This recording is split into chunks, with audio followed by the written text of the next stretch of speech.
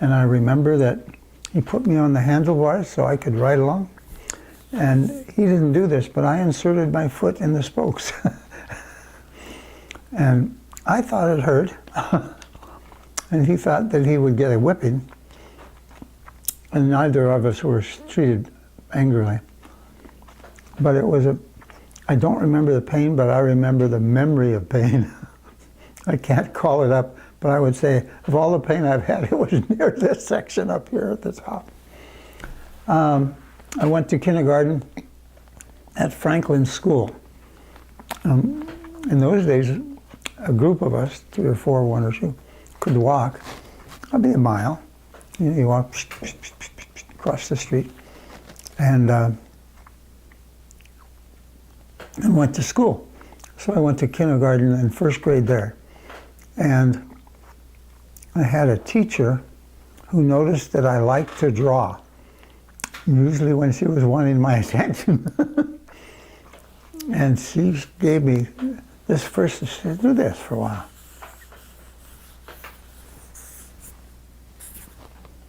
What do you see in that?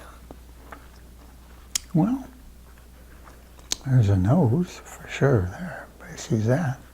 There's a mouth. There's a couple of eyes. Not bad. So I began this kind of suck the video out of, or the picture out of whatever you've scribbled. And then there was a moment in which I forgot, and it's never come back to me, and that is, try to make it a good drawing. And getting it to be something. But if you look, you can see there is something showed up out of their face and that sort of stuff. Anyway, remember that. I remember not being called, my biggest sports achievement. Well, let's stop at the art. Did you ever get to draw like Thanksgiving, do turkeys all over the walls and stuff on the blackboards? I was only there 2 years. I may have done that. The only drawing I can remember that was what I would call damned good for a young kid was a portrait of my father. And it hung in their bedroom for years, and it was a side shot. And it's probably the last time I can remember carefully coming. I mean, I could draw a Donald Duck, or I could draw all the heroes. But on this one, I just really hit it. And my mom and my dad were pleased that I cannot remember a single drawing I ever did that followed that looked like what I was trying to draw in a very, not a photography way, but in a way in which the photographers say, that looks like your dad. So that was a big deal. What else? That was Franklin School, and in the 3rd grade was coming up, my folks had bought a house in Browns Point. Well, I say a house. They would say they bought a plot, or plat, whatever it is. And my dad began building a home for us. And it started out as a home like this. You may have seen some of these. They had this kind of, just the roof goes up. You put a chimney, and the general thought was not to have it tilt, because that means you couldn't draw. So they taught me not to do that. And anyway, I had the bug. In those days, the Tribune and the Times, was that it? What was the? PI. No, there's the Tacoma Times and the I see. Tacoma News Tribune. And the Tacoma Times had better cartoons, said Dennis, the expert, at the age of 7. And so I would draw Curly Kale. He was, I don't need no Joe Palooka. I got Curly Kale. And if you had Buzz Sawyer, I had Captain Buzz or whatever. I didn't know that there was a second line of heroes, which came the ones who didn't get paid as much as the first line. And so it was in like 11 papers across the country, and other people had 221, 314. But nevertheless, I read them all. And one of the biggest ones I had was Grump, not Grump, Gump. Anyway, he was a grumpy guy, and I loved that he could say grumpy things in the cartoon. And so I kept him in my forefront for a long time, and I can still reach back and pull one out if you need it. And then we moved to Browns Point. And the best story about Browns Point is not me so much as my brother Randy. Randy was 18 months younger than I was. And so my sister Terry was the babysitter. She was 12 years older than I was. She was 14 years older than he was. So he was in that, could you fall into a toilet? Turns out you can.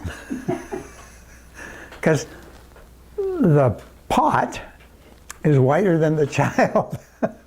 And so, and he wasn't eating, he was just hollering for help.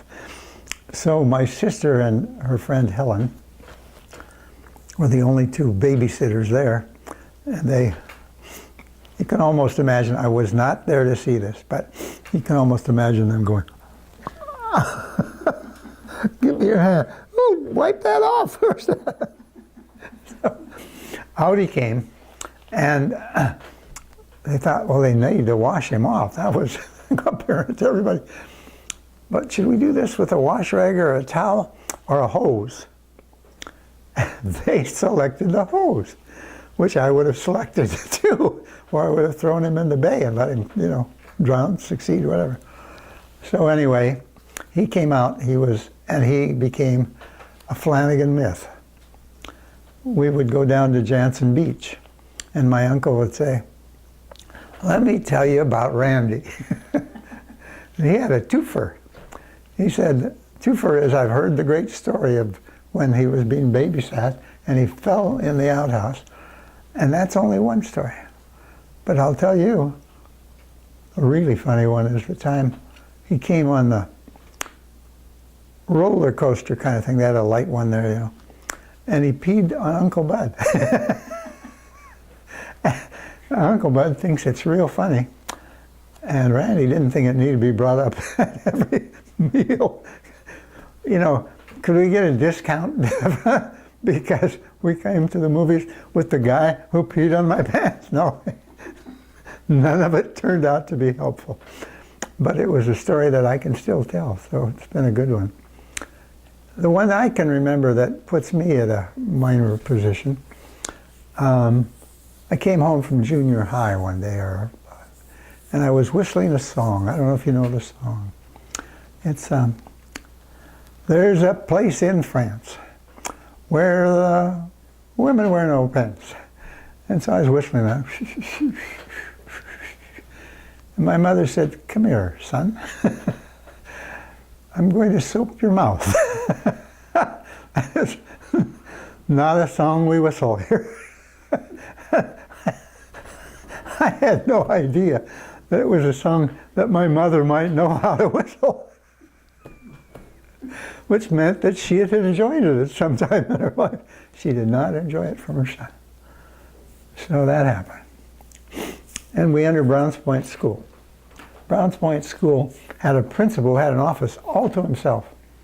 And then there was a 5th and 6th grade, a 4th and 3rd grade, a 2nd and 1st, and a kindergarten all by himself. They had real power.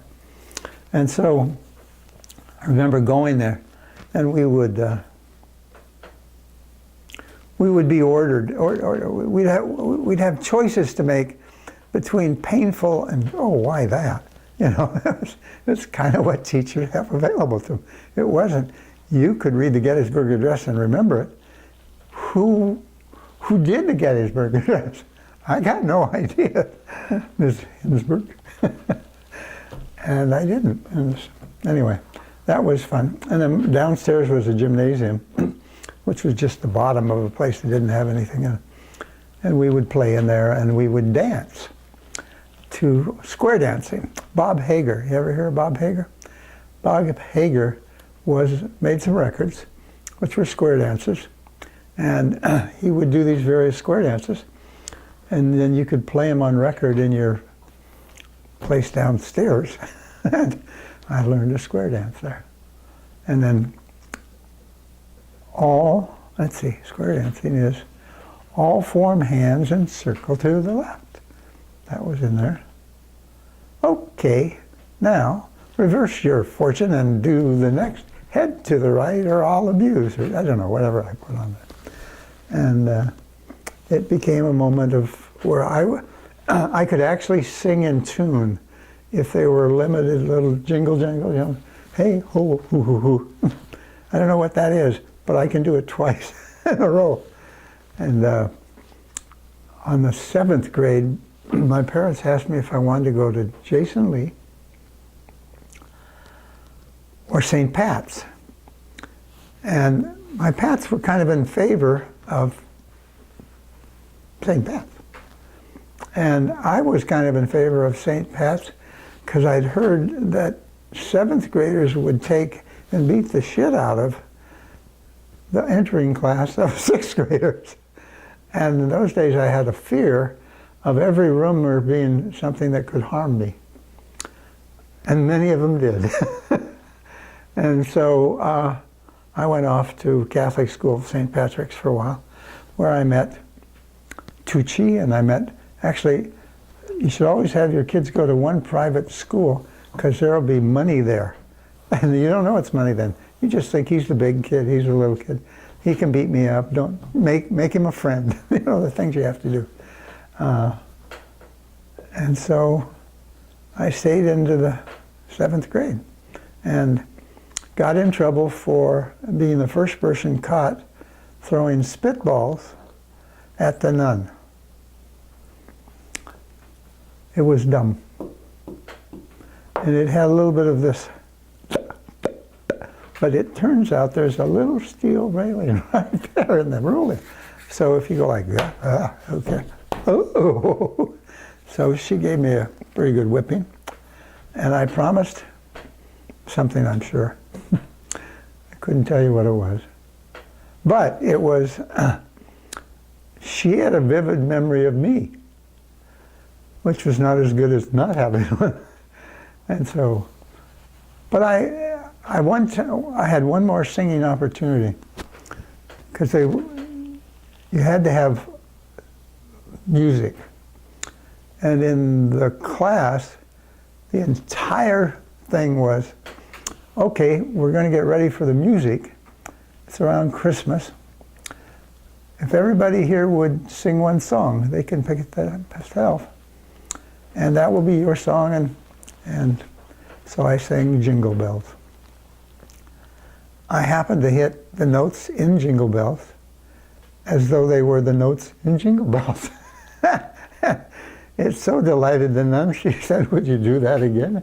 And twice I sang it in tune.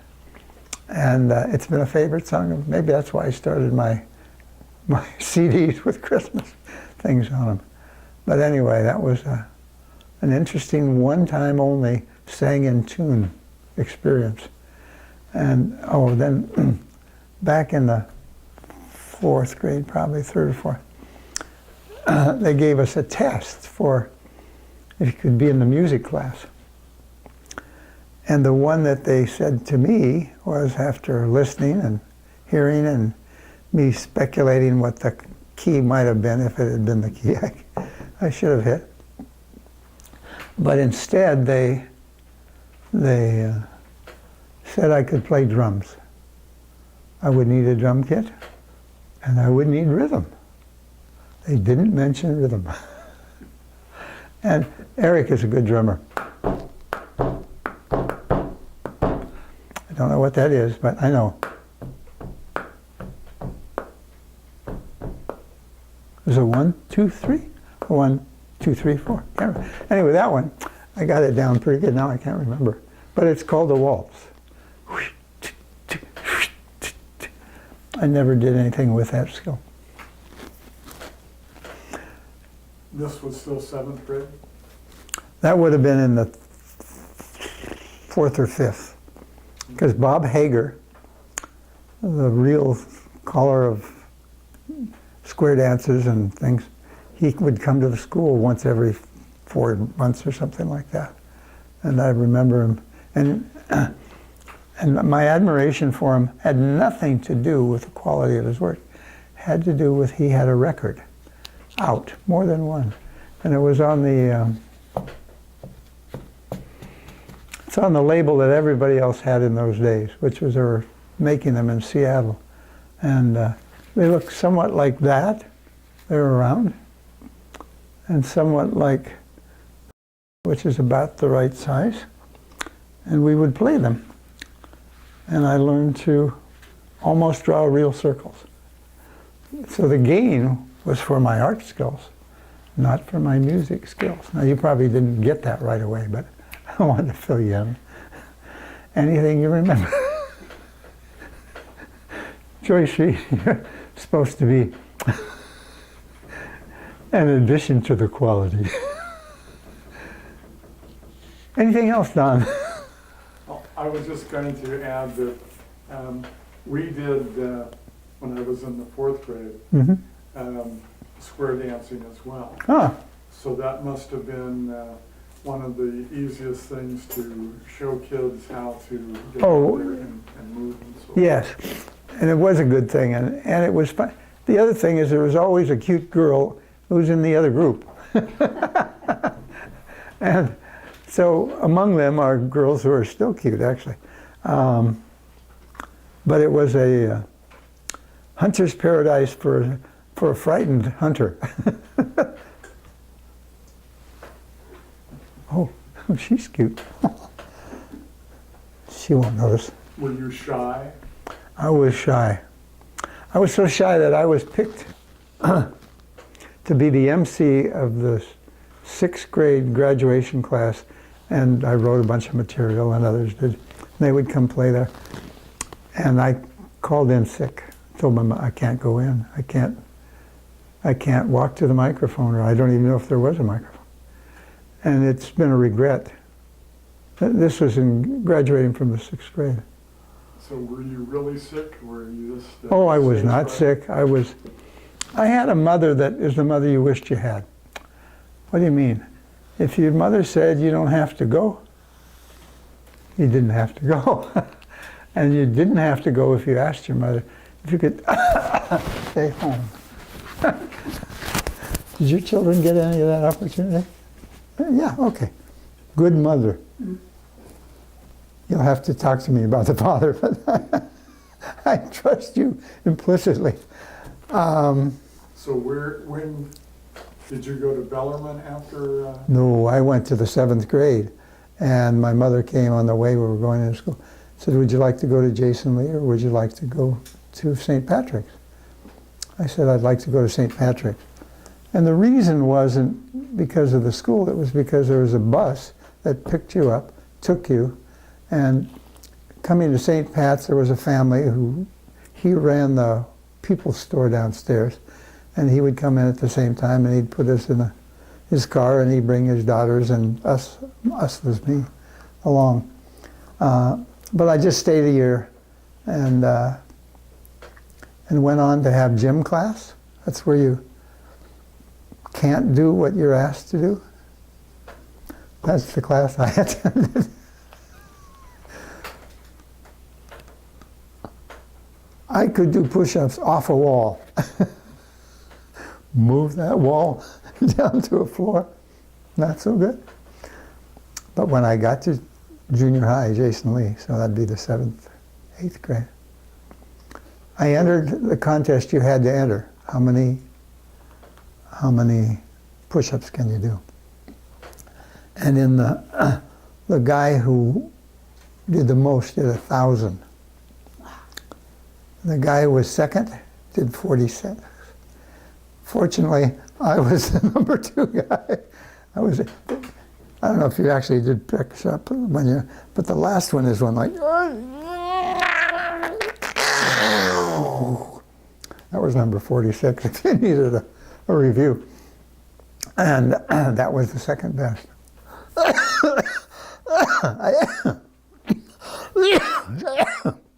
Well, you didn't graduate from St. Pat's. No.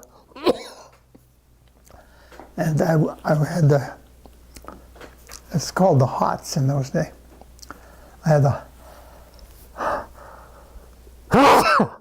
hots for a couple of girls. One was extraordinarily pretty, so I didn't even mention it to her. And one was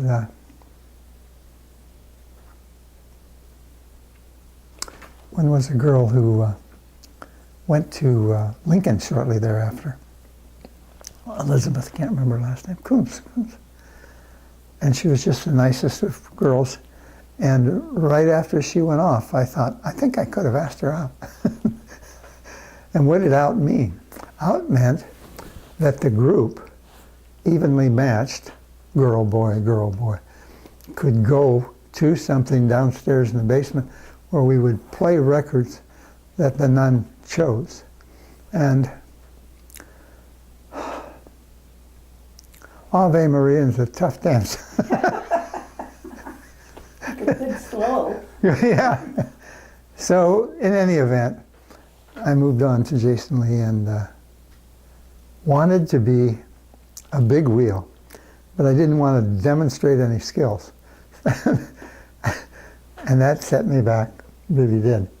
The things I remember are Don Larson pitched a no-hitter in the World Series, and the teacher brought in that strange thing, a television set, and so we got to come in at the lunch hour when it started and watch it, and so I got to watch the no-hitter. That was pretty neat. Another one was there was in the playground there was a crowbar hanging about where that, even farther than the roof line on that red thing there. And so I said, know what I'm going to do? He said, no, I'm going to hit that crowbar. He said, I can't. I said, look, crowbar. Actually, it was crowbar. And I threw a rock, and I could skip rocks really well. And so that was what I did most days on the water. I threw one and it, oh my God. And I only had told one other person, so nobody would believe me except Jimmy or Ronnie or Bill or whatever his name was. That was the best I ever did in an accuracy piece of work. Well, that and picking out Elsa and Joyce Rhee, that was not even work, that was joy. It was still joy. So when did you graduate from high school? Or? In high school, I became more of a nothing than I had been. So I went to the 9th through Jason Lee, and then 10, 11, 12. And 10, 11, 12, I had a little career as somebody who could draw kind of a cartoon in a hurry.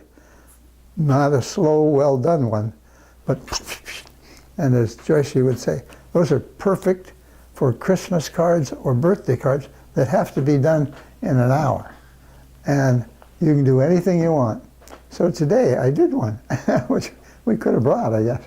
And it has a whole bunch of blah, blah, blah, you know, very funny material in it that Joyce Rhee smiled through some part of it. Do you remember what that was? I can't remember. But anyway, our grandson is 14 today. And we said, no, we have to go to a filming. And he wanted to be in it. We said, no, this is for adults only. There's some stories you shouldn't hear. One's mostly about a 14-year-old boy at that time. But I was in stadium. I liked being in stadium because it was that grand old castle. And I learned over years, my aunt had polio and had her leg taken off at one time, and she fell down one of the stairs up to the 3rd floor. She fell down from, and scary thing. My sister turned out to be a person who was older than me, so she went to UPS to start, and pretty soon she comes home and she says, I have a 3.5 octave range. I said, all the burners are supposed to work. And no, she said, I can sing 3.5 2 notes higher than Lily Pons. Now, I know Lily Pons was a soprano. I have no idea where or what she did or could have done. But in my sister's way of thinking it, she wouldn't say this, holy shit, I can hit 2 notes higher than Lily Pons. And so she would practice the scales.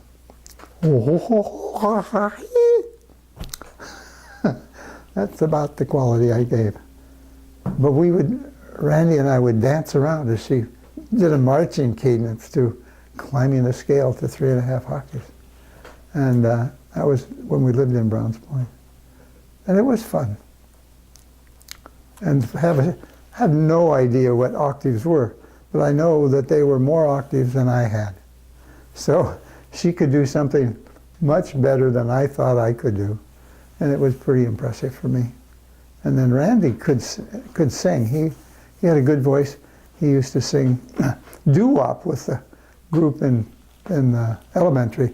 There were 4 of them who could carry tunes that had at least an octave that they could all swallow part of. And he learned to sing well and continued up till he died.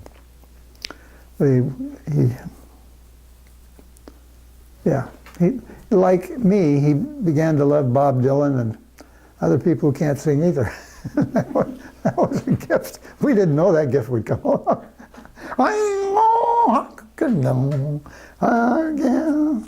That's a hint. What year did you graduate? 57. I was 17. And then I was 18. I was 17 when I entered the University of Puget Sound. I was working in a mill. Oh, let's see, anything else in the high school? The high school I joined, whatever they were called, where boys and girls separately get together in some thing not called a sorority or a fraternity, but called some word that high school used for those 2 roles. And I just belonged to it. I didn't always know what you did, so I didn't go. But you've been asked to come and you've agreed to do it. Then when I went to college, I became a member of Sigma Alpha Epsilon, which turned out to be, quote, the things you learn that you don't want to learn at the time you learn them. Really good for having gay members. And I didn't think I qualified, but apparently others did. So I got to be misqualified, disqualified. Anyway, I went to one meeting. I finished it up. We had to eat onions, big old onions. And you can't leave till you eat a whole onion. And I didn't even like onions in onion things. Like my mom would make, we would call it spaghetti, and she would call it spaghetti without onions. And anyway, I ate an onion or 2 in my life. And then they sent me in to make the coffee. I don't drink coffee. I don't care what you don't do. Make the coffee. So I took a pot about that big and I put coffee in it, but it was at that point dry and not even particularly powdery. And so then I poured water in and I boiled it up. It did not have favor with the alums. Nor would it have been me if I drank any. Because I learned that how you make coffee is more important than that you made coffee. I had no idea. I made Kool-Aid really well. And Kool-Aid came in a nickel pack, and you got 2 quarts, and it tasted red or green or orange or some other colors. And you thought it tasted like an orange or like an apple or whatever it was. But that was one of my successes. I didn't do any cooking at home, which was won an award from my parents, who thought I was the best non-cook they'd ever had in their 5 children. Shucks, that was me. And what did I do when I got to college? Oh, I know. I was 13 before I got to college, and I went up to the hilltop where my brother and my father, it turns out, but at the time I thought it was my brother, owned a 4-apartment place on 17th and MLK Way now, but it used to be K Street. And so I was mowing the lawn, and I had a push mower, and it had a backyard which was clumpy. And it apparently had been clumpy for probably a long time before I met it, because it took a little digging to have a clump. And so I would go along, and I guess we brought, no, I didn't bring the lawnmower, so it must have been there. But it was a push mower. And when I got home, my brother asked how it went. And I said it went pretty good, but an African-American woman asked me if I wanted to have a lunch sandwich. And I said no. I didn't know any black people. And I only had the views of some of my family, some of everybody's family who was Caucasian. And I tried not to fall into that, but I did every once in a while, and there's one time.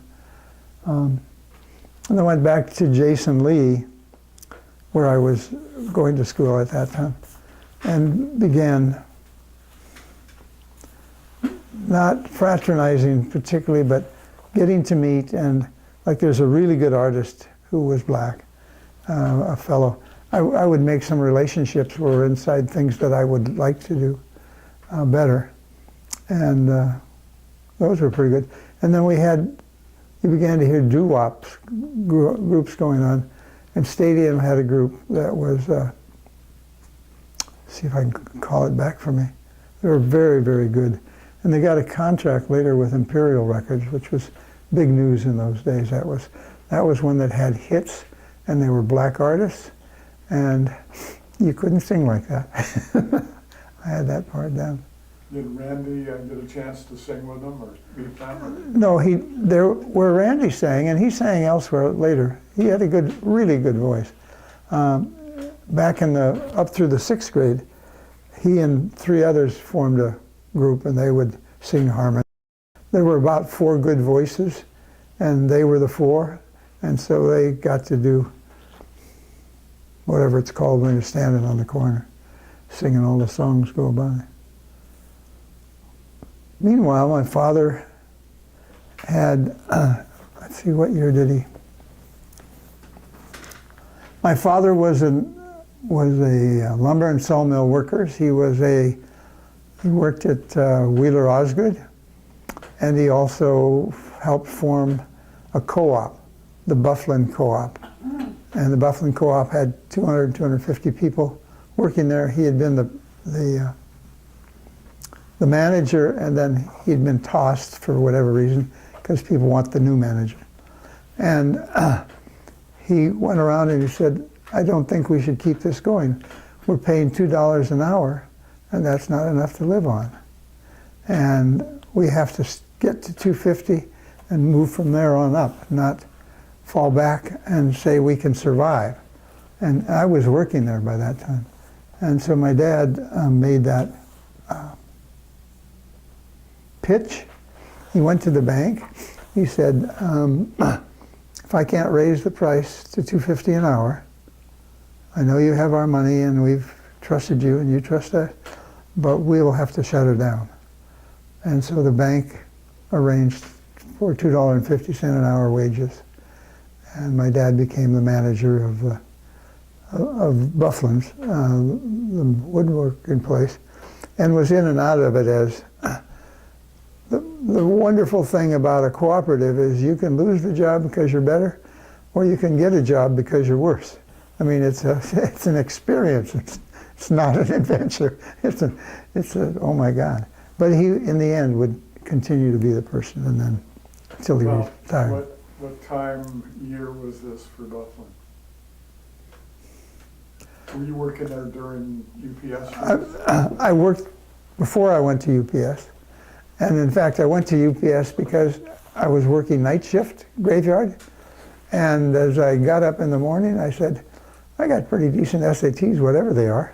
I'm going to drive up to UPS and see if they'll accept me. And they said, oh, yeah, they didn't know me. Oh, those are pretty good. I mean, those are above most. I think we could find a spot for you, Mr. Flanagan. Was one of my great achievements. Not knowing it was an achievement, but it was. And I entered and I stayed 2 or 3 years with some good and some bad. Good in English and bad in whatever else was around. So I had a 2.6 average at there. And when I was at UPS and still working, and trying to recall the neb of the next stuff. It basically was that I had, the people I met were not the freshmen who'd come in from a freshman class, but the military who'd come out of the military to go to college. And so they were entering college as 4 years survivors or whatever they'd done, and I entered as a punk kid who's been admitted. And it wound up giving me and I'm funny enough that they thought I was funny. So it was kind of a pleasure for them to be around somebody who got laughs, I guess, in the end. But I also was an inquiring mind. My professors were, the English professors were very good to me, not about grades, but about appreciation for what I tried to do and the ability I had to bury a phrase or something into the next thing that comes up and raise it to a standard that they hadn't imagined. And there was a Dr. Hager, Phil Hager, who later got AIDS, and when it was first came along. And in my first political campaign, he sent me a check for $5. And it was a very earnest $5. It was what he had to send, you know. And anyway, he died of AIDS. And then a guy named Stevens, excuse me, this is what I need.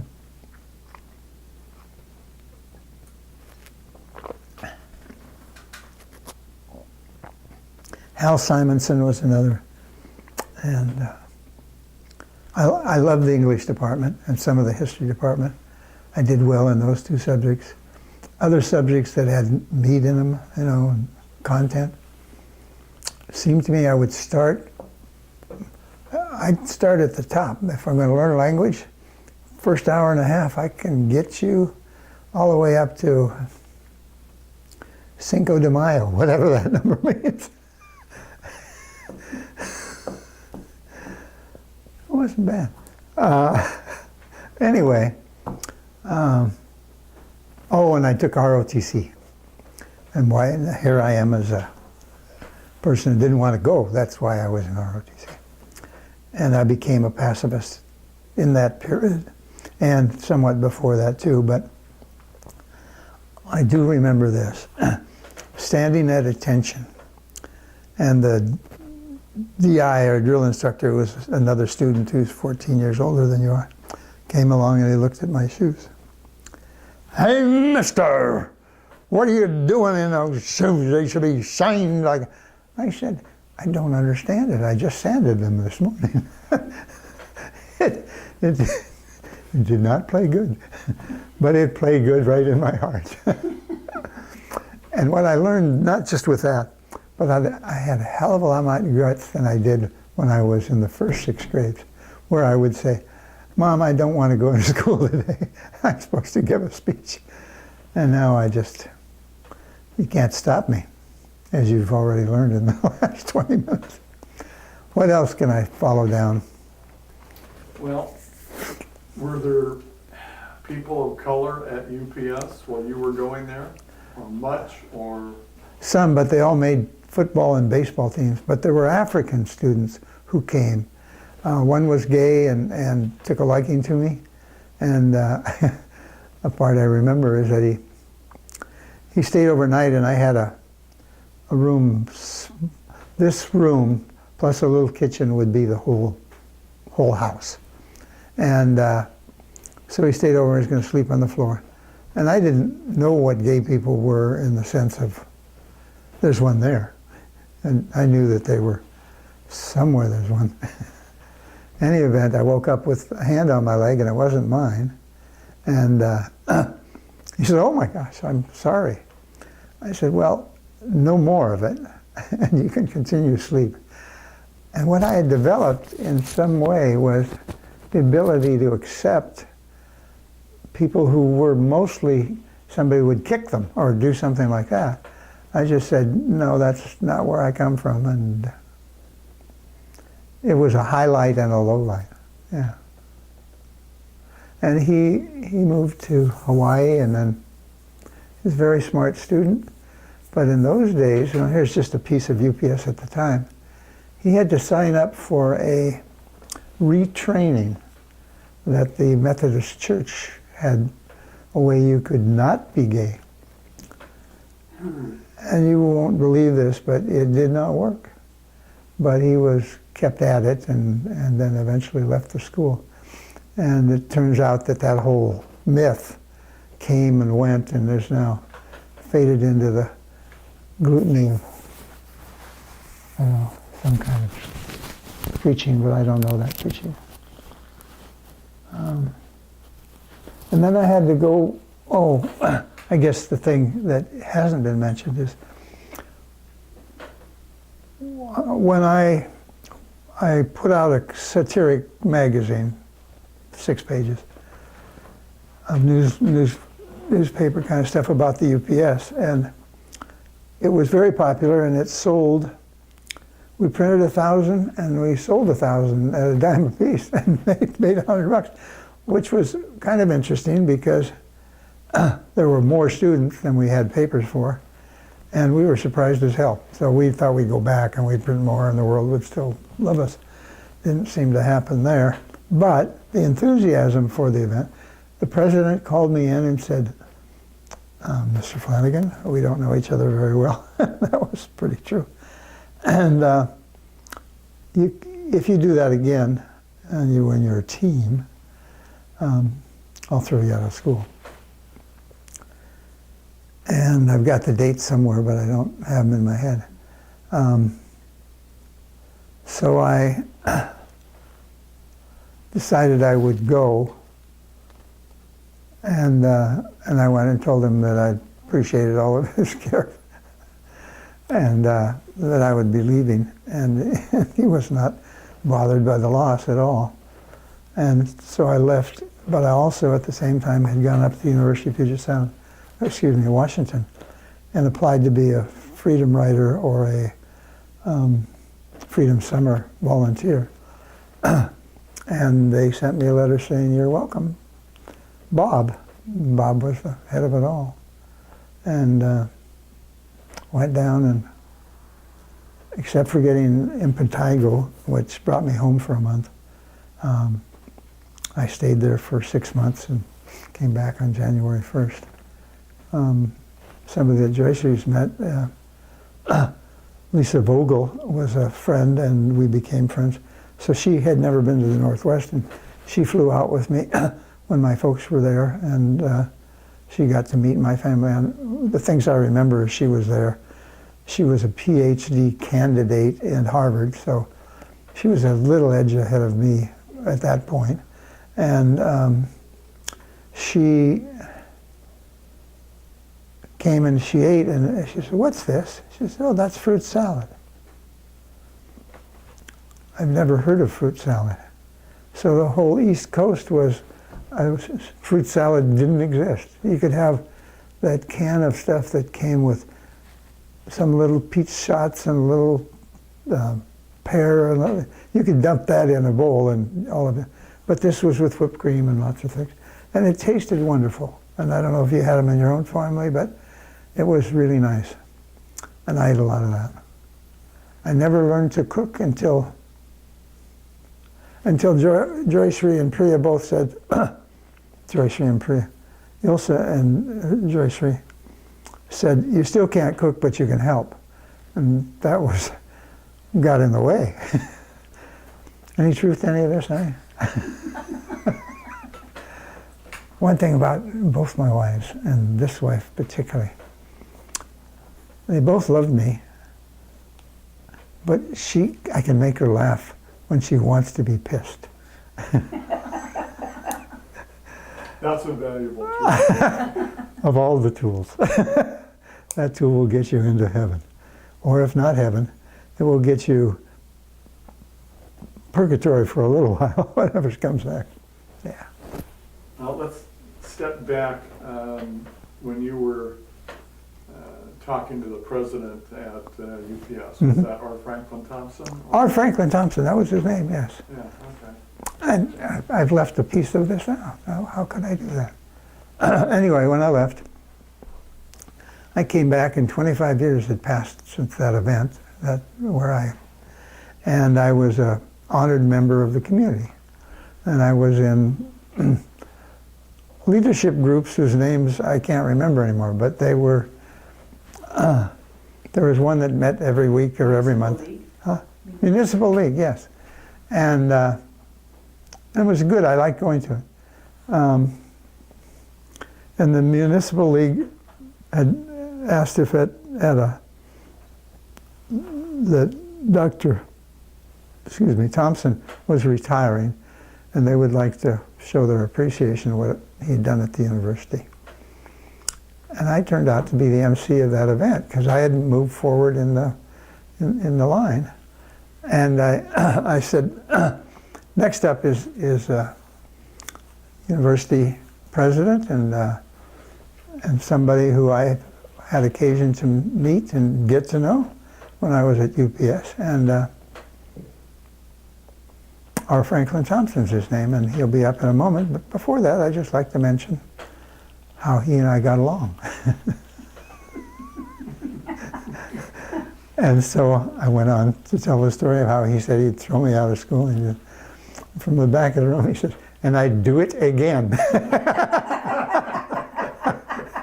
The house came down. It was funny.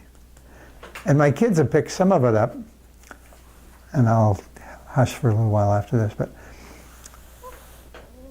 Annie said, you should come down and see the kids. They're playing in their little band in high school for an assembly. And so, okay. So I drove down. Were we together? I think we weren't together. So it may have been. Whatever. So we drove in and went in, had a good seat. And it turns out the band comes out. And this is Benjamin and Spencer and their other friends in the school. Good drummer. They loved their drummer, who was a good drummer. And anyway, so they're going to sing some songs. Anyway, the final song required that they smash their guitars. And the crowd went nuts. I mean, you can imagine a high school crowd. They rushed the stage. And the kids are so happy. Annie and Peter not so happy. And the principal more happy than Dr. Thompson, but still not at the top of the crowd. And it was funny. And they got a standing ovation, and then when the concert was over, students came to just honor them. And I wished I was a student at that time. After that, why don't I take a break for a little while? Is that okay? Sure. Okay. Because I don't have any good material right now. You also see what I am. I am, whatever I say came to me just after I said it. It's so true. And I'm going to turn off here. yeah, that's okay. Okay, so what are you going to talk about first? Randy? I thought I'd start out with Randy. I had 5 siblings in the house, 1 sister. That was Terry. Terry had wonderful voice, 3.5 octave range, and was at the University of Puget Sound. Fell in love with a sailor, and he fell in love with her, but he apparently fell in love with drinking more than he fell in love with anybody or anything, and so had a lot of sad life for a long, long time. She's the one who pulled my brother Randy out of the outhouse, so that's the sister I had. Oldest brother was James. Jimmy was died at 46. At 16, he joined the Navy. And what I remember most about Jimmy is he was kind and good, became an alcoholic. He was riding with me on the front of the bars of the bike, and I put my toe into the wheel and I got off. That he was a truck driver, and a good truck driver, and I worked for Silver Eagle, which was a truck company in the area, and I didn't drive to California, but I would make deliveries to little motels and out there by the good Mexican food.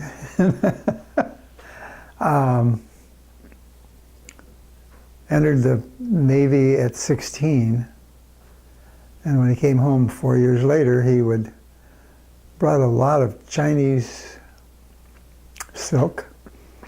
He had been he and an officer and a general, hi, and he. And they went out, they were going to sink a ship, or sink what they had on, which was 50,000 cases of beer. And General said, do it. And do you care how fast we move? No, I don't care how fast you move. So 50,000 cases later, they had the boat ready to sink. And he, whatever he had done, every morning out of the barracks, a boat would pick him up and took him out to where he actually lived with a very nice young woman. And then back forth, and he was successfully enjoyed and employed. So by all of the what do they call the booty of stealing stuff from the military, whatever it is. A story about him is he was arrested for murder when he was in Okanagan? No, not Okanagan. Okinawa, yeah. And he had been carrying a baseball bat around from hitting fungos or something like that. And a guy had just been beaten to death by another naval officer. And I hadn't thought about it as much as I did then, but if you show up in a uniform that looks like everybody else, it might be hard to pick out the guy, but you can pick out the guy with a baseball bat over your shoulder, which didn't turn out to be him. And so they put him in the brig, or whatever it's called, and he had to stand on his toes until he went down, and then he'd get beaten on the bottom of the foot. And that struck me as far more painful when I was older than when I was, well, you just hit the it ain't like that.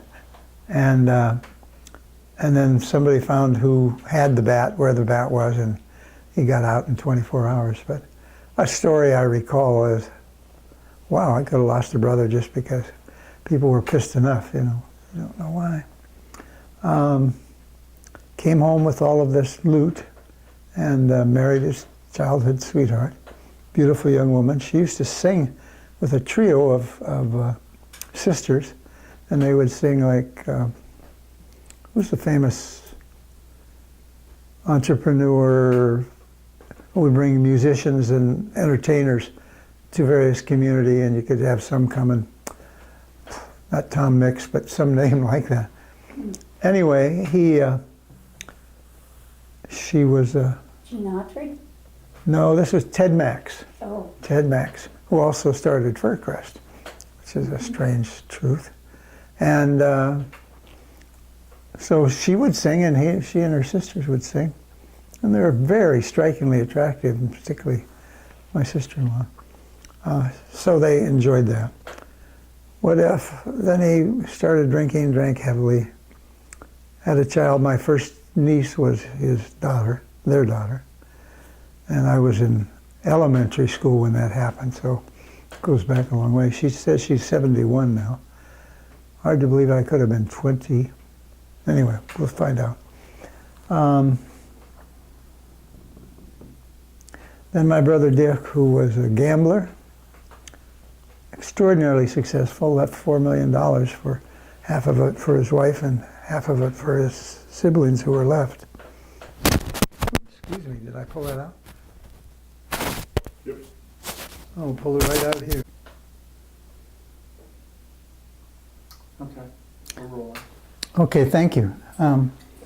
When I was 5 or 6, my neighbor across the street, Johnny, came over and asked if my brother Randy and I would want to walk to the Safeway.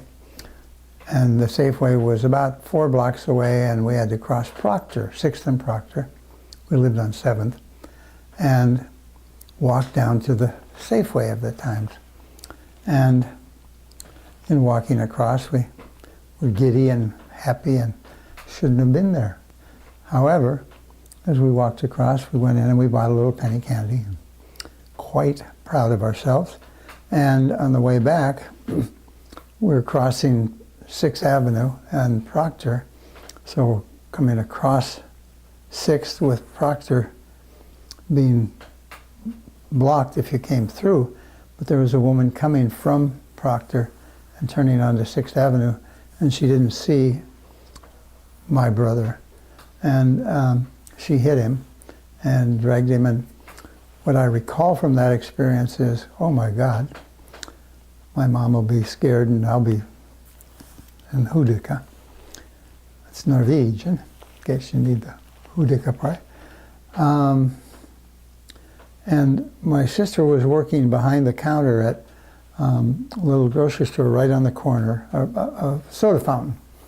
And so they invited me in, or said, come in and can we fix you some waffles, and can we, and I said, do you make milkshakes, and you put malt in them, and all that sort of stuff. So I got these things. But what I remember looking at where my brother was that the blood had come out of his cheek, which is this side, I guess. And in my mind was piling up. You know, it was like, and I still remember that. And then they took me away from looking and all that, took me back, and they made me some pancakes and, or no, waffles. And pretty soon the sirens and all that come. And I'm not allowed to look, but my sister was working there. She called my mother. My mother ran the 4 blocks that it took. My mother there was plenty of my mother available for running. And she came and scared, and anyway, took charge of the family as part of the whole thing. And the sirens took him away, and then for 8 days he was in the hospital. And Dr. Lantier. Oh, I know him. Did you? Oh, really? Yeah, he birthed all our kids. Oh, wow. Wow, I think he birthed some of ours. He's a nice man. Mm-hmm. And so his first operation as a doctor and not as a learner was on my brother.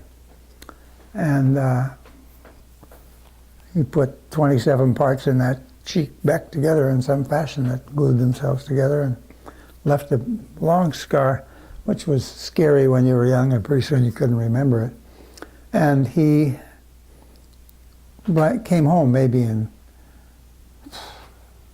I know he was in the hospital 8 days, so sometime thereafter he came home in a bed, don't cause trouble for your brother, and let him rest, and all the things that you would learn in those days or even now. And Johnny Lind was the fellow who took us, and Johnny Lind was feeling terrible. He was the one who came and said, do you want to go? And more than 30 years later, I saw a sign up on 38th and Yakima. And there was a little Chinese restaurant there, and right next door was a printing shop. It said JW or JC, something Lind. So I walked in one day and said, do you know, I'm Dennis Flanagan, do you know me? Oh my goodness, sure I know you. I said, just a minute, I gotta run back to the back. And he had Xerox pictures of Randy and I. Now, I'm 40 for sure when this happens, of what we were at 5 and 6 and 7 at that moment. And he had photocopies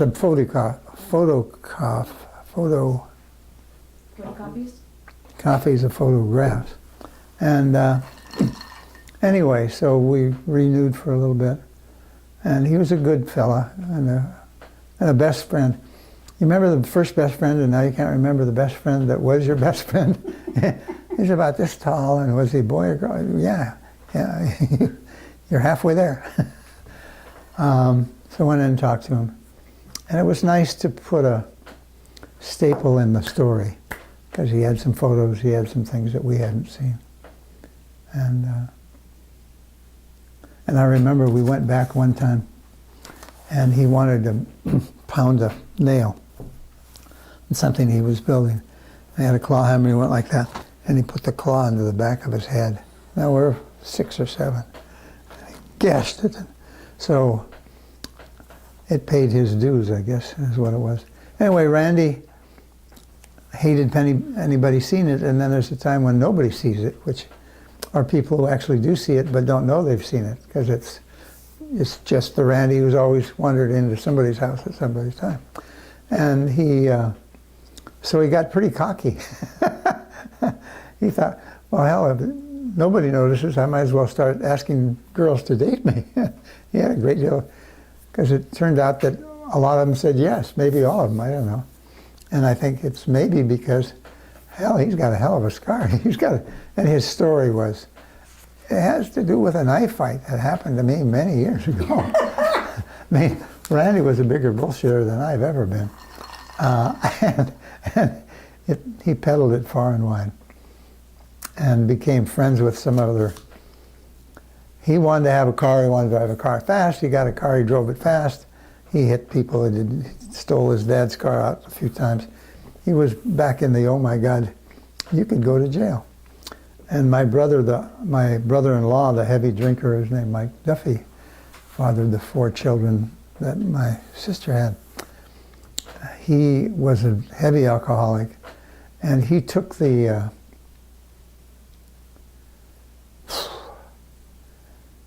time to just always be drunk, except when he saw his wife, when he'd been sober for a week or so. And so they divorced, and she loved him, and he loved her. He was a drunk, and she began drinking, and it was a very tough, and finally she left him again. He threw his son, Mike, across against the wall, that sort of stuff that would... At the same time, he got a judge to come look at my Randy in jail, and said where they were going to keep him in jail for some period of time. Stolen car or stolen tires or something, whatever it was. And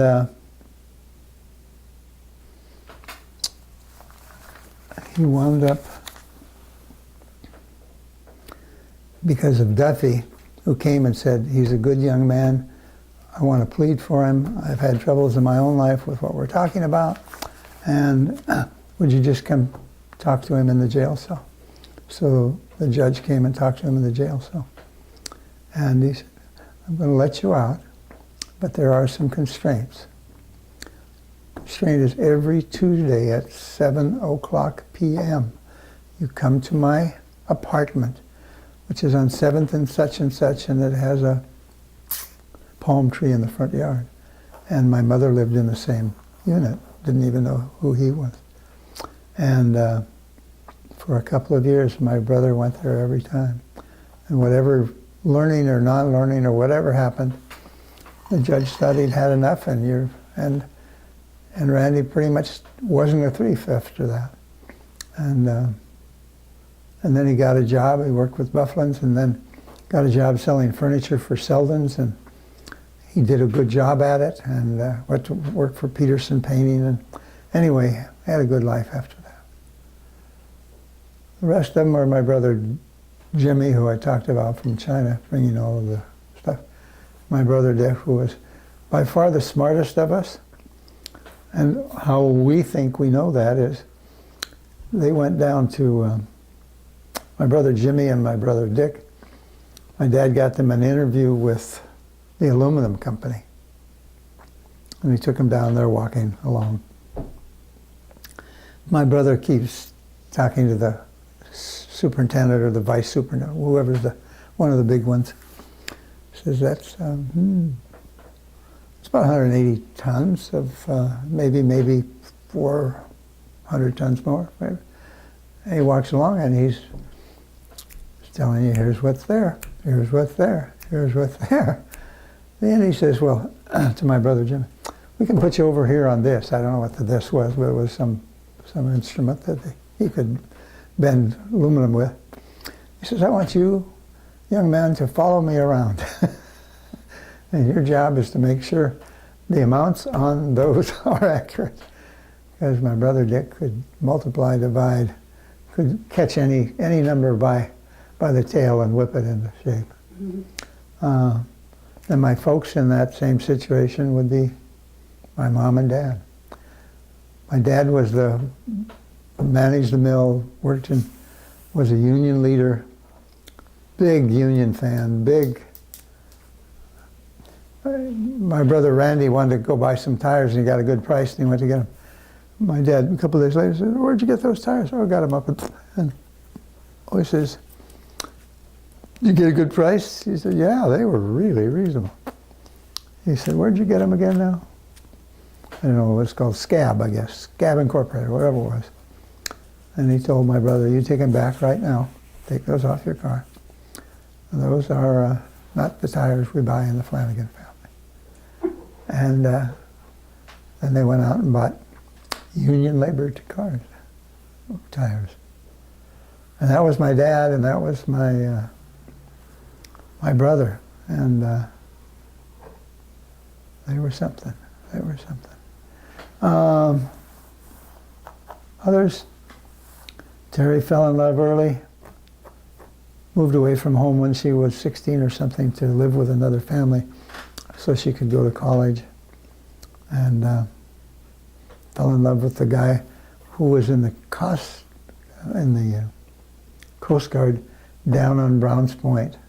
You know, the little thing, and there's a, well, he was there, and it turned out she wasn't the only girl to go down there where the sailors appeared to be interested in him. And they fell in love and had a brief good marriage and a difficult marriage after that. Freedom Summer. Freedom Summer was life-changing in more ways than anything I could have imagined. And that's when I was thrown out of the school as soon as it happened.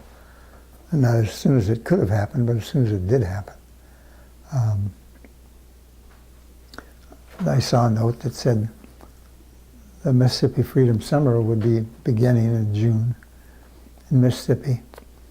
And if you want to come and see if you're interested. And so I did, and we went up to UW. I did. And got an interview, and interview was what I came to believe was anybody who came and said yes and would go got into Freedom Summer. Are you white? Yes. Are you still wanting to come? And we went down there. And so the first night I went to Ruleville, Mississippi. Came in with a guy named Christopher Wren, who was a journalist for Look magazine. And a pretty well-known journalist. You look him up, he's written a lot. And not the Christopher Wren that we've all heard of, but the other one, but a good one. And the photographer. And so as soon as we crossed the border and stopped for gas, he was talking in Mississippi talk. He was a white journalist, but he had all the accents of somebody who'd been raised in the South and maybe in Mississippi for sure.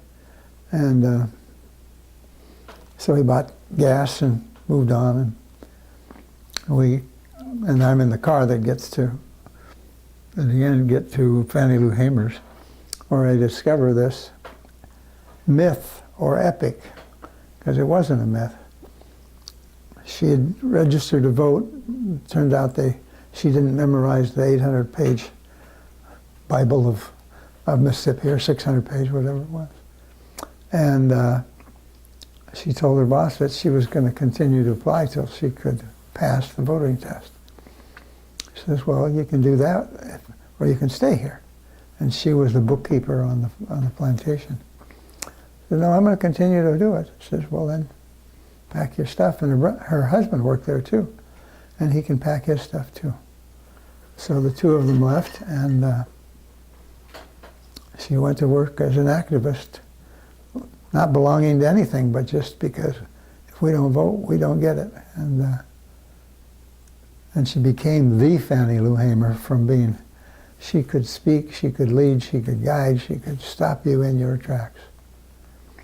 And several years later, she came and spoke at UPS, I think after the president had left. And she came to our home and ate with us, and then I took her for lunch to the Harbor Lights. The Harbor Lights has and had a great steak, and she ordered a steak for lunch. And she said as she's eating, this is the best steak I have ever had. And I believe she was not bullshitting. I believe she said, this is just immaculate. And we went home, and Elsa fixed her some food for dinner and that sort of thing. And we spent a little time together. Yeah. She was something. And she knew, the woman I lived with was my Fannie Lou Hamer, I guess.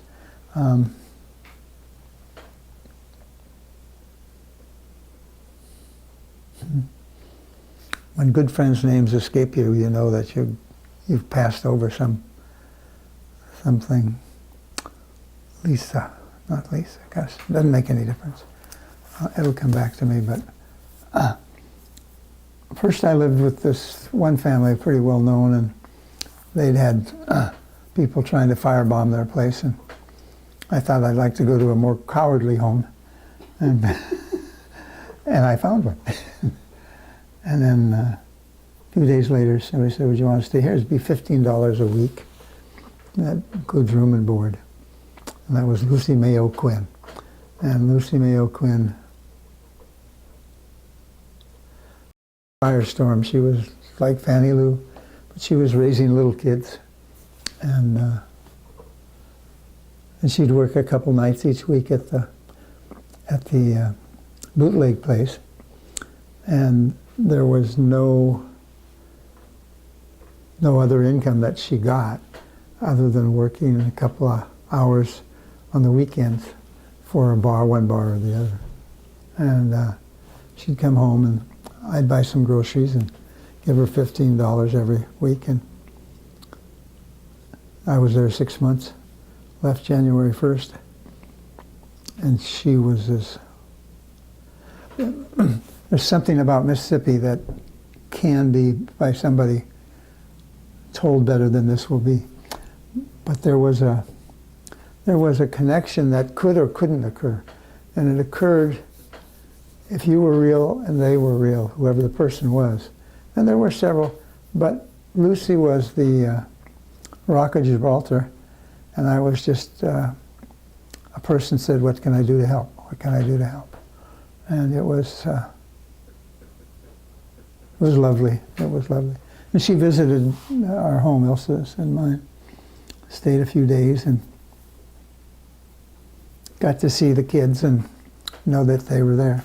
She had 5 or 6 children. Lost one before I got, a few years later. And I went down in '73 and stayed with her, went with a fellow named Bill Winston. And he was breaking up with his wife, and by the time we got there, he was breaking it up enough that he wanted to go back home. And I wanted to continue the journey. And they stayed together a long time, but not long after that. And I know there's a lot more about anybody's family. Both my parents come from families of 9 children, so there's 18 and that's not the ones who died in birth or any of that. That's people. My mother went from being a Methodist grandfather's granddaughter to a freeborn Catholic woman, and she believed and did the saints' tours. My father continued to work blue collar, except when he was managing 250 men or women, mostly men, in a mill, and demanded that they get their wages raised so that they could live on what we were paying. So I think I mentioned earlier, which was $2 an hour, and he got $2.50 for them, and probably because the bank didn't want to lose money that they'd loaned. But anyway, he did. And I went to work there 57 probably, out of high school, and worked in and out of it, but was on a rotating 2 weeks, all 3 shifts. And it's hard to work a 3-shift month where and you always want to be able to go out when your age group is somewhere. And they were never where I was. But it allowed me to drive by UPS and said, "Can I get in? And did you ever take an SAT?" And I had done pretty well, so that was my life there.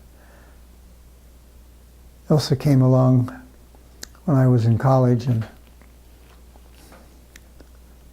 I thought, she doesn't know it, but she probably loves me. I didn't think of it quite that way, but I was delighted in meeting her, and followed her home enough to where she wondered who I was. And we dated then, and she'd been dating an airline pilot who was the same age.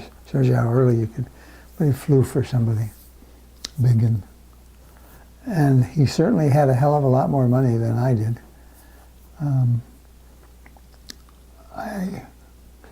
We hadn't gotten pregnant and then married yet, but when we did get together and got married, I went to work in the mill again, then went to Boeing and all the things that are stepping grounds to making a little more money. I mean, that's pretty much what one does. Boeing treated me well. Everybody treated me well. But my best boss was the guy who was my janitor. He was the union janitors group had been hired by the Tacoma, Pierce County Gas and Light, or whatever it is. They're on 38. And so I got to know him, and his name is on the lip, but not on the right there. And I got him a second job, was for Dave Purchase, who became the 4-hour person, and I was the 12-hour person. And so for a couple of years, I was a janitor, making $2 an hour. And one day, they said I was getting laid off because the union had a guy who could bump me. So I was bumped to halftime. The halftime guy was bumped off, and this guy came. He stayed one day. He said, "I want to drive down from Seattle for $2.50 an hour." And so I went back to work there for a while. And that got me back into school and things. There's a million mines more. There's the 18. Now, how did you meet Elsa? I met Elsa, let's see. Elsa was at UPS. Oh, where I really met her, I'd seen her before. Elsa was the person at the front desk of the library. She waited to go to librarian school at the University of Washington. So I would come in, and then after a while I thought, they keep the Tribune and the Times up at the front counter. Hello, could I borrow the Tribune or the... Oh, thank you. Just wanted to bring this back so you know it. I did it for... I did it longer than I chased Joyce. And it turned into romance and turned into love and turned into... I was shyer than shy. Yeah, I was shyer than shy. So was fortunate that two beautiful women, if they didn't think I was a catch, they thought I was worth looking over. So that's what happened. And there's more, but it doesn't come to me right now. Joyce Ghosh. Kids, a bunch of kids. Oh, I had kids. Yeah. See, that's your family. You have to put kids. Family's a bigger word than I'm used to. And mom and dad.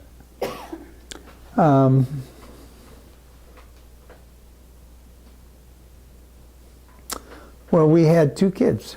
I married and Priya married, not Priya, and so, pardon me for what's beginning to wander from the mouth.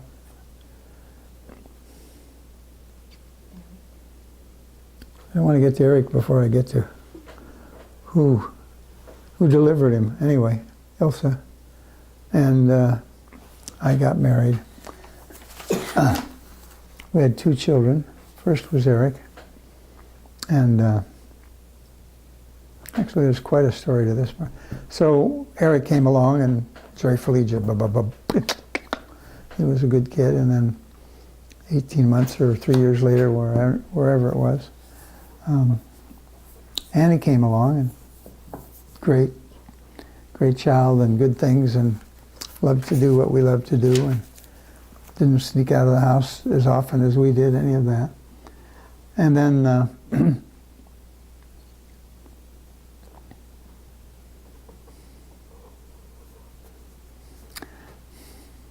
then Elsa and I had two children, and she came home and said she was pregnant. And she said, "I don't think you want another child, do you?" I said, "Well, what do you want?" He said, "Well, no, I want to know what you want." I heard her saying, "I don't really want one, but I don't want to be the one who says it." So I said, "We can do whatever you want, but, you know, we've got two and we're stressed and all that." So it was decided on a pregnancy that would be terminated. And so we also went and had a termination. And then later, in talking, we realized that both of us would have been happy to have a third child. But it sounded like the times. Sounded like, get an abortion, that's behind you, and you move on in some way. And so I thought she didn't want one, and she thought I didn't want one. Or I did want one, I guess. In any event, that happened. And while it never tore us apart, I think for the mother, there's nothing easy about it after it's been done. Abortions don't go away because you added 20 years to your lifespan. So that was hard. And it has to do with my timidity, too, I don't want to force somebody into whatever step they may want to take. And she didn't want to force me into taking the wrong step, I guess. I don't know what she wanted exactly. But the child was aborted, and today I couldn't tell you whether it was a boy or a girl. I think it was a boy, but I don't know. Yeah. I think that... What else about the kids you think would be good? Well, one, Annie and Eric. Amazing kids. Annie and Eric have done remarkably well in their personal life in their community life and in their income life. Annie and Peter, who came over yesterday and took me to lunch from Olympia, they are the firm foundation of a firm foundation. And they love each other. They love getting time away to go on a 3 or 4 day weekend with their kids and just to have some of that old-fashioned, it's our family, you want to come? And they always say yes. Spencer,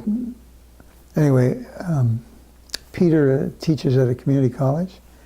He was the district's information person, and he took a half pay cut to go back to the classroom where he is now. So it's a good thing Annie gets a lot of raises, and he loves teaching. And people love him as their teacher.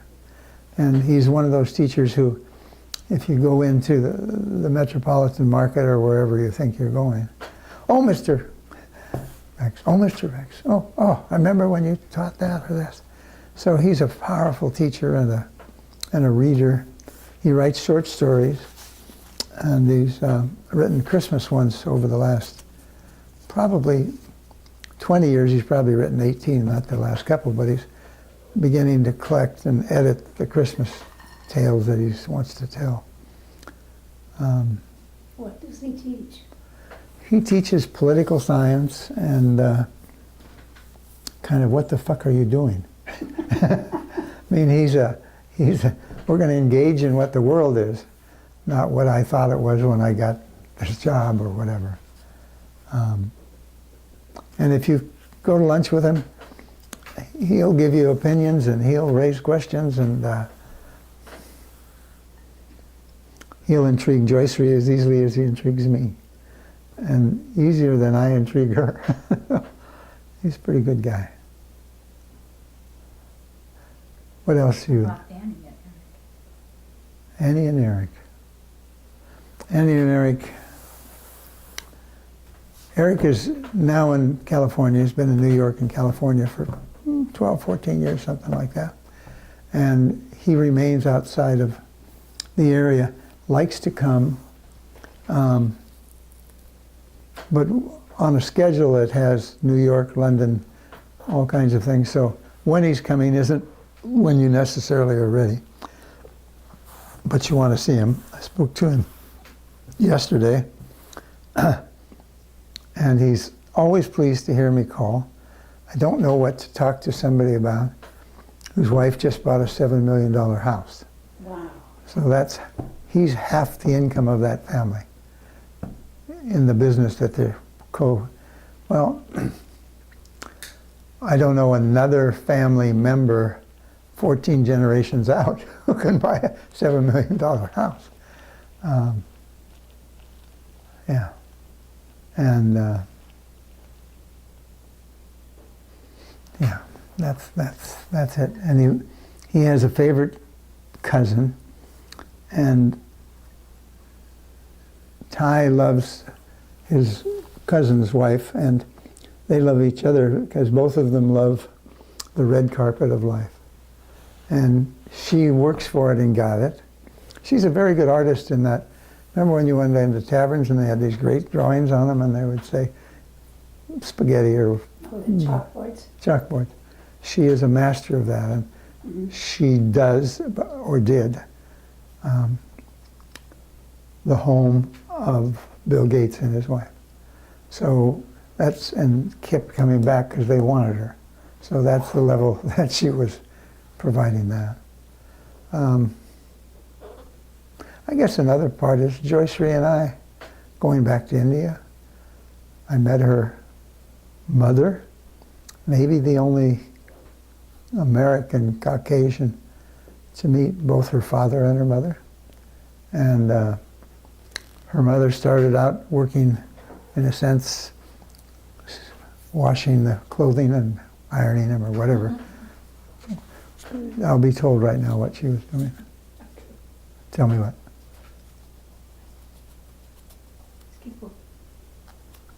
keep going, but, Teacher. huh? She was a teacher. She was a teacher. Okay. She started as a teacher? Teacher and social worker. Oh, okay. Social work, that was the word I was looking for. And she was beloved and thought highly of. And then the founder person decided to resign. And she went to the board and said, if you'll let me guide the school for 6 months, I won't charge you, but I believe you'll see what you can want to see. And after 6 months, or before maybe, they said, we'd like you to be the head of school. And she was the head of school until she retired because of certainly failing health. And she liked me, but she was probably 91 pounds when I met her, or less. She certainly was withering, wouldn't you say, honey? Yeah. Who is Anne? Annie. Oh, I have another Wonder child. I have another niece. No, not that niece. I'm talking about your daughter, Annie. My daughter Annie is A-N-N. Yeah. No, I was just saying talk about her. About Anne, my daughter. Anne Flanagan. The She- actress. The Yeah. actress, yes. Okay, her name is really Doodle. And that's what she expects from her father. And she expects the 2N word, Anne. And Anne is vice president at the Washington State Employees Credit Union.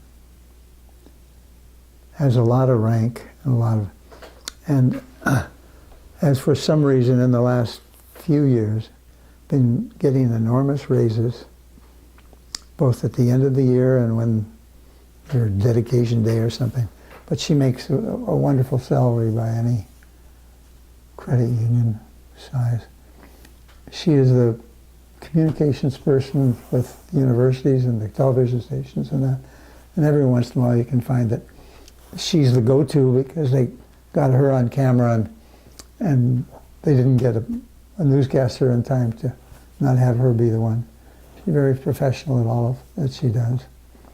She's wants to go to work running a nonprofit, but they keep buying her back into a good salary. And I'm sure it bothers her sometimes. And again, as I said earlier, Peter made $100 and some thousand and took a deflation to $50,000 so he could go back to the classroom. So she's carrying most of the financial load. She is a bright light. I don't know how you talk about your children as they really are. If I had any other children, they wouldn't have been my first pick. These are good kids. And I can't say that about all my grandkids. But I have a daughter she's 71 a couple days ago. And she's had a life of hell. Has children and spawnings here and there. Your niece? My niece Ann. And, I don't know, Debbie. And Debbie works now out at the grocery store in Browns Point. And they came and asked her if she'd want to work there. And she's been there probably a year by now, something like that. And she's just beloved by customers, and people will come and say thank you at her door. And I don't think, she may be on methadone, or she may be continuing some treatment, but from everything I see, she saves all of her money. She's put away $10,000 in the bank, things that I should learn how to do. And it's been a wonderful ride. I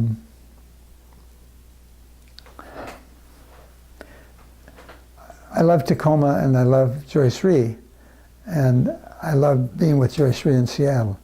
I love what Tacoma gave me and gives me. So when we come over to Tacoma, it's a chance to knock on at least one door I remember, or have a chance to have a lemon pie or whatever is the thing. go out and get good pies in Puyallup and good pies from Queen Anne Bakery where we get this wonderful pie. What else, honey? It's probably, We need to wrap. it's about time to wrap. I hope you two don't mind. Then there's the story about my other family. Your imaginary family? I didn't say that. Thank you, Don. Thank you both. Thank you, love, for remembering all I didn't, and for letting. What I really thank you for isn't that you can shoot film. It's that you are together funny, and together not apart. You are together, and that you would rather stumble out the house with each other than with anybody else you run into. Pretty good. Don't, right. The key is not to push her down. He's never pushed me down. Okay, very positive news. Thank you for doing this. And I probably should have organized a singular way to do it, but I didn't. And I do want to write a book, but I haven't done it, and I doubt I'll get to it.